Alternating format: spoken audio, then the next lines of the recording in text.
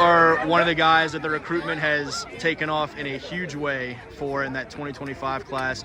Have you been surprised how early it's come, and just what's it been like to start hearing from so many of these college coaches and having these offers fall into place? Well, it was a surprise because at first I was really a basketball guy, but knowing that I'm a great athlete and I can do a lot of things that I work hard for, so it felt like I knew I could do it. So like it was very helpful for me and my family, so like we could make a great impact on everything I could do. You were a guy that I started hearing people down here, whether it be Turk or Chris Singleton or anybody from the area, they were telling me before you even got to high school, this 8th grader's coming up, to keep an eye on him.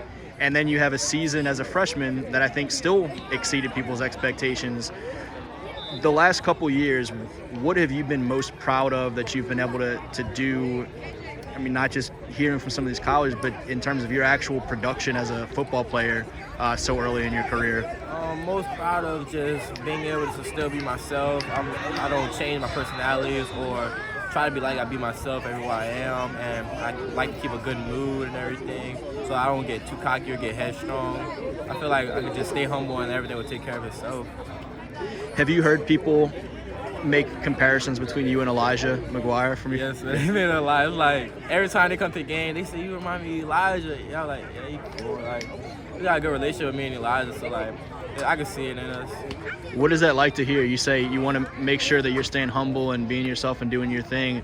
Elijah's one of the best to come through. When you hear people say something like that, how do you take that and not feel a little bit crazy with it? I mean, I feel honored because like he made it to the college level and then he made it to the NFL level. So like he basically lived out my dream, and like it helped me become who I am today. Like, he paved the way for me.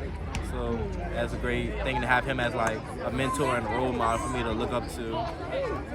You kind of have some flexibility. You can play some running back. You might end up in the slot. You can do some different things. But right now, I think people look at you as a part of this really special running back group that's coming through in this 25 class. You know Harlem. There's a handful of y'all, though, around the state. How much are y'all aware of that? Start talking about that. What do you think about this group of y'all that's coming up at the same time? I feel like this group of guys is special. Like, we all explosive. We just want to go get it. Like, our goal is to go to the next level and be the best that we can be. We put in the hard work, and we just want it like that bad. What are things for you this offseason in terms of your training or development that you hope to continue to take some big next steps with? I plan on becoming a better route runner, along with adding a little bit more pounds so I can be able to take a better beating, and just becoming a better team player and helping my teammates become more confident in themselves and their abilities. Who are some of the colleges that you hear from the most consistently right now? So Oregon, I like Oregon right now. They have a good atmosphere, coaching staff, I love it, and everything over there is just, it feels like a great place that I could call a place that could be in my top 10 or top 5. Do you know places that you're trying to make sure you get to and visit over the next few months? So I plan on visiting Florida State